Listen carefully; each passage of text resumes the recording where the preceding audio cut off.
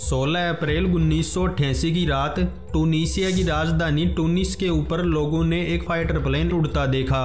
उस रात ये कोई आम बात नहीं थी, बल्कि लोगों को उस वक्त से ही कुछ गलत लगना शुरू हो गया था, क्योंकि बार बार वो फाइटर प्लेन एक ही बिल्डिंग के ऊपर मंडरा रहा था। तभी अचानक से पूरे शहर की लाइट चली जाती है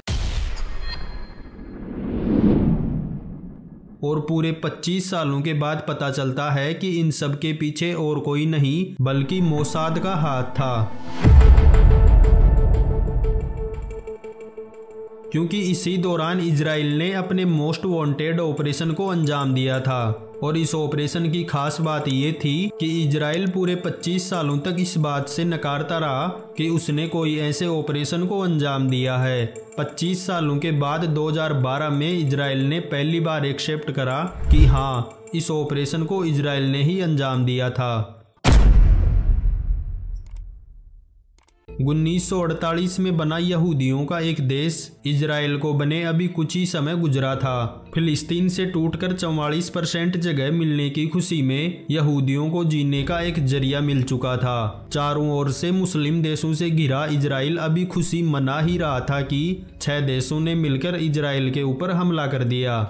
फिलिस्तीन को अपना पूर्णता देश वापस दिलाने का लालच देकर अरब देशों ने ये लड़ाई शुरू करवाई थी, और बीते कुछ सालों में इजराइल के साथ 5 बार जंग हो चुकी है, जिसमें 1948, 1956, 1967, 1973 और 1982 की लड़ाई शामिल है। हर बार मात खाने के बाद भी अरब देशों के पास करने को कुछ नहीं था, और हर बार की जीत से इजराइल अपने देश की सीमाओं को आगे बढ़ाता जा रहा था, और फिलिस्तीन को मिला 55% हिस्सा इसके बाद एक छोटे से हिस्से में सिमट कर रह गया।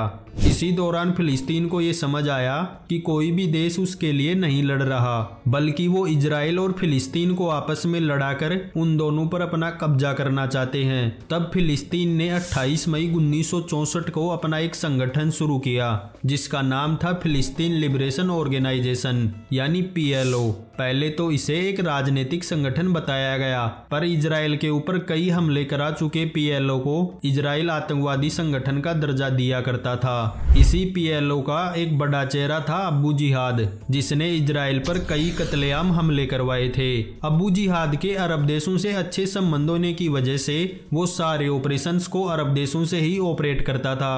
कभी सीरिया, कभी लीबिया, कभी इराक। वो अपने संगठन के लिए हर जगह से अपने काम को अंजाम दिया करता। इजराइल की हिट लिस्ट में शामिल अबू जिहाद को मारना अति आवश्यक हो गया था, क्योंकि इजराइल को ये पता था कि जब तक अबू जिहाद जिंदा है तब तक इजराइल में कभी भी शांति नहीं रहेगी। तब इजराइल ने इस मिशन की जिम्मेदारी मोसाद को सौंपी। मोसाद इजराइल की एक अत्यंत शातिर और खौफनाक सीक्रेट एजेंसी है, जिसने अगर जो ठान लिया वो उसे अंतिम क्षणों तक भी कर दिखाने की हिम्मत रखता है। मोसाद के इंटेलिजेंस रिपोर्ट के हिसाब से अबू जिहाद उस वक्त बगदाद में ज्यादा रुका करता था। इसी बीच मोसाद के कुछ एजेंट्स बगदाद के लिए निकल पड़े और वहां इस मिशन को अंजाम देने का सोचा, मगर इत्तेफाक ऐसा था कि अबू जिहाद पिछली ही रात अपनी फैमिली के साथ टूनीसिया छुट्टी मनाने निकल पड़ा।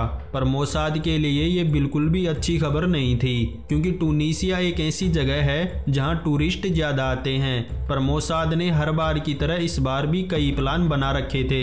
12 अप्रैल 1988 की रात बीत चुकी थी और मोसाद के लिए ये काम अत्यंत मुश्किल बनता जा रहा था। मोसाद की इंटेलिजेंस रिपोर्ट के हिसाब से अबू जिहाद टूनीसिया में 3-4 दिन से ज्यादा नहीं रुकने वाला था। 16 अप्रैल 1988 की रात करीब 9 बजे अबू जिहाद अपनी फैमिली के साथ अपने विला पर डिनर कर रहा था। तभी अबू जिहाद से मिलने उसके विला पर एक गेस्ट आए और अबू जिहाद को उसके सिक्योरिटी गार्ड के द्वारा इन्फॉर्म किया गया। वो फौरन फर्स्ट फ्लोर से नीचे की ओर आया और उस गेस्ट से बात करने लगा। तभी अचानक से उस पूरे एरिया की लाइट चली जाती है।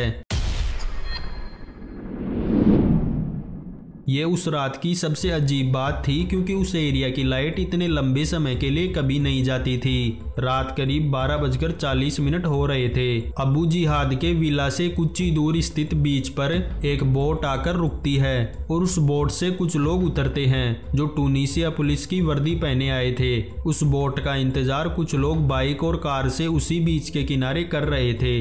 ये लोग और कोई नहीं बल्कि मोसाद के ही एजेंट्स थे और इनके पास इस मिशन को अंजाम देने के लिए सिर्फ 20 मिनट का समय था। बोट से उतरकर सारे मोसाद के एजेंट्स उस विला की ओर बढ़ ही रहे थे कि अचानक से उनके ऊपर से एक फाइटर जेट गुजरता है और इस फाइटर प्लेन में भी मोसाद के ही एजेंट सवार थे, जिनका काम था अबू जिहाद की एग्जैक्ट लोकेशन का पता लगाकर ग्राउंड पर मौजूद अपने साथियों तक पहुंचाना। पहले 2 कमांडो उस विला के नजदीक अपने हाथों में बुके और एक लेटर लेकर पहुंचे। नीचे गार्ड के द्वारा रोके जाने पर गार्ड को वो लेटर दिया गया। लिफाफा अभी गार्ड ने ठीक से खोला भी नहीं था कि एक कमांडो की साइलेंसर लगी बंदूक चली और गार्ड वहीं पर ढेर हो गया। तब तक अबू जिहाद को ये आभास हो गया था कि कुछ तो गड़बड़ है। तभी वो अपने कमरे से अपनी बंदूक लेकर बाहर निकल ही रहा था कि कमांडोज ने अबू जिहाद के पैर और बाजू पर गोली चला दी और उसके बाद मोसाद के एजेंट्स ने अपनी बंदूकों में मौजूद सारी की सारी गोलियों से अबू जिहाद को छलनी कर दिया, क्योंकि वो कतई नहीं चाहते थे कि इस बार अबू जिहाद के बचने की कोई भी उम्मीद हो। काम खत्म होने के बाद वो सभी एजेंट्स उसी रास्ते से फौरन वापस निकल पड़े जिस रास्ते से वो आए थे।